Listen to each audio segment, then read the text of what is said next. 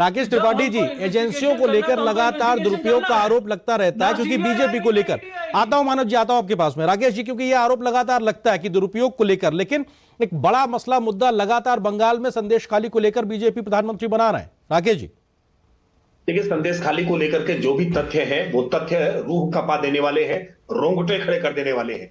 इतनी बड़ी संख्या में महिलाओं के प्रति इतनी बड़ी अत्याचार की घटनाएं, और ममता सरकार चुप्पी साध करके न केवल बैठी हुई थी बल्कि अपराधी को बचाने का काम कर रही। और आज जब कार्रवाई हो रही है, कोर्ट के निर्देश पर हो रही है, कोर्ट के निर्देश पर सीबीआई को सौंपा जा रहा है, तो ये कोर्ट पर सवाल खड़ा करने का काम कर रहे हैं। सच ये है कि हर संभव प्रयास किया है टीएमसी ने कि कैसे शाहजहां शेख को बचाया जा सके। महिलाओं के खिलाफ अत्याचार करने वाले ऐसे पापी दुराचारी को बचाने का जो पाप ये कर रहे हैं।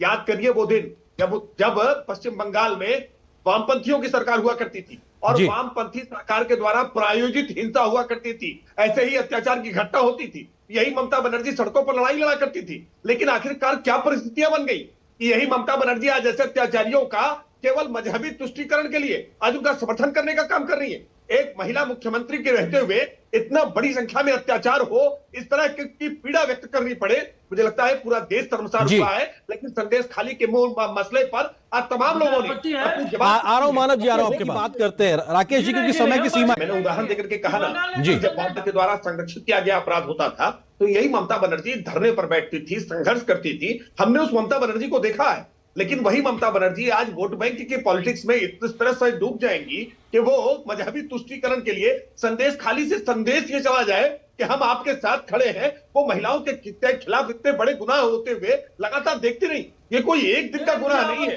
कोई एक के साथ हुई घटना नहीं है। लगातार कितनी महिलाओं के साथ इस तरह की पीड़ाजनक घटनाएं हुई और ममता जी मौन रही है। ममता जी केवल मौन ही नहीं रही बल्कि उनको बचाने का प्रयास करती रही। इसके संदेश को देश ने देखा है, पूरा देश देख रहा है कि ममता जी किसके साथ खड़ी है। और अब भी मैं कह रहा हूं समय है, अब भी समय है, अब भी आप अपने इस करतूतों से बाज आ जाइए। 2024 के चुनाव में तो इसका परिणाम आप भुगतेंगे ही।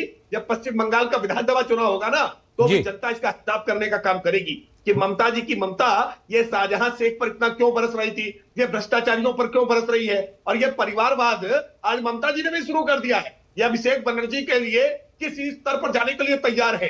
ये परिवारवादी राजनीतिक दलों ने मुझे आपत्ति है। आ रहा हूं मानव जी, आ रहा हूं आपके पास में जी, का प्रोत्साहन करने का काम किया है। इन अपराधियों को बचाने का काम कर रहे हैं। अपराधियों को बचा करके ये अपनी तिजोरियां भरने की प्रवृत्ति ममता जी से अपेक्षा नहीं थी, क्योंकि ममता जी संघर्षों से उपजी नेता थी, लेकिन आज संघर्ष छोड़ करके ऐसे अपराधियों को बचाने का प्रयास कर रही। बिल्कुल।